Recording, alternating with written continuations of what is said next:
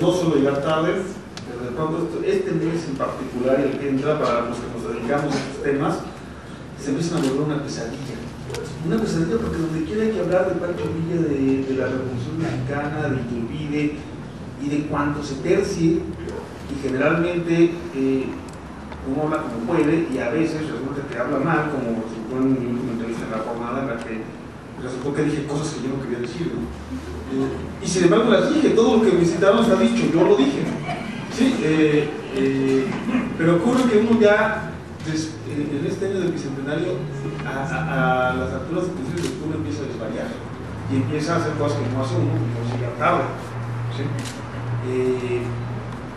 La única ventaja que tenemos es que estamos seguros de que no vamos a llegar al siguiente centenario, ¿no? No vamos a poder. Bueno, Pancho Villa y la División del Norte. Últimamente he estado insistiendo en dos temas en particular. He estado insistiendo en textos, en pláticas que de pronto simplifican las cosas, pero que permiten iniciar la discusión.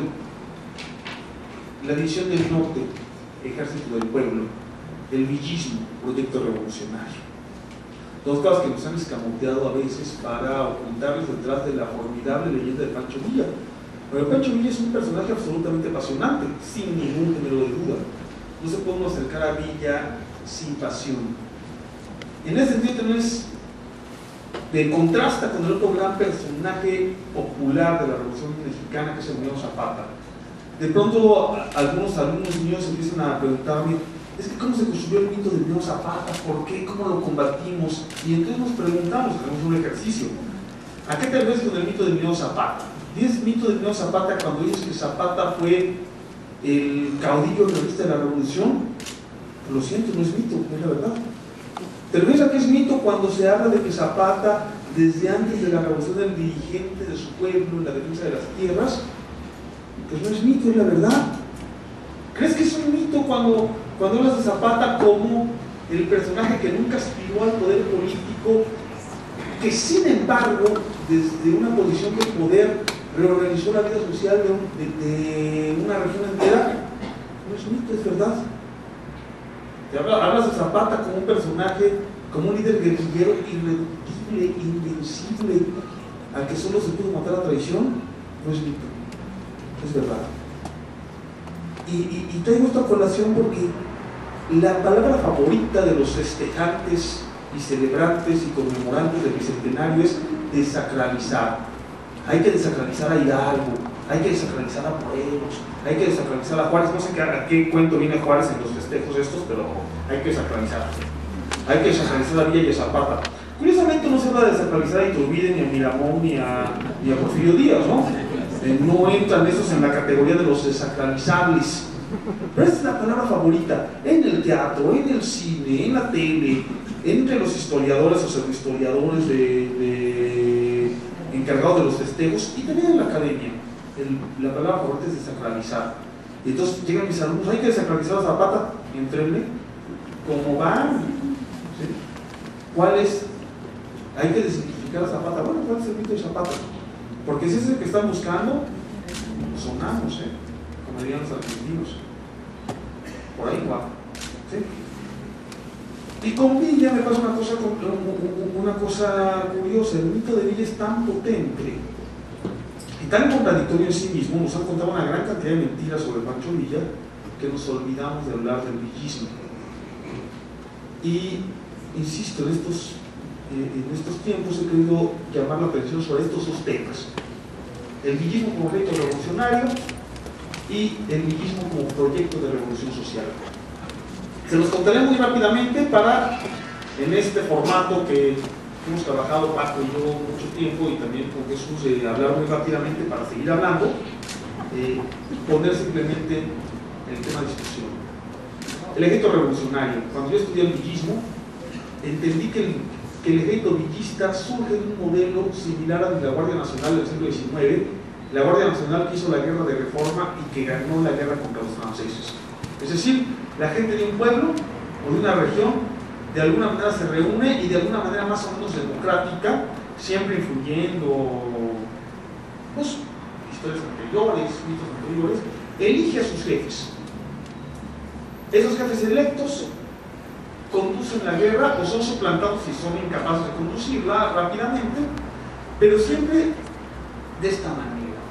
La Guardia Nacional funciona como gente que sabe hacer la guerra de una u otra manera. ¿Sí? Puede ser que no sepa el uso de las trincheras, de los cables, del telégrafo, de la alambre de púas, pero sabe tirar y sabe dispersarse en orden de infantería, sabe montar, sabe cómo distribuirse. Y esa gente que sabe hacer la guerra por tradición elige a sus jefes que también lo saben hacer, y algunos de ellos aprenden sobre la marcha, el arte de la guerra moderna. Esta documentación a mí me quedó sobre todo claro cuando hice mi libro siguiente sobre los carrancistas y entendí una diferencia absolutamente radical entre el ejército de Carranza y el ejército villista. En el ejército de Carranza la base nunca aparece. El que nombra a los jefes es el mando político de la revolución, el Venustiano Carranza. ¿Sí? Y hay un divorcio entre el jefe y la base, porque el jefe cumple su obligación con la base de pagar un salario, la famosa moral del haber con H y B alta, del salario. ¿Sí? En cambio, en el villismo está siempre presente el hecho de que los jefes son electos por los soldados, o aunque no hayan sido electos, responden a los soldados. Está permanentemente presente ese hecho. Y luego, cuando nace la división del norte, todos los jefes del regimiento o brigada se reúnen, discuten durante largas horas, primero la pertinencia de unirse, y luego, ya que van a unirse, a quién van a elegir como jefe, y eligen a Pancho Villa.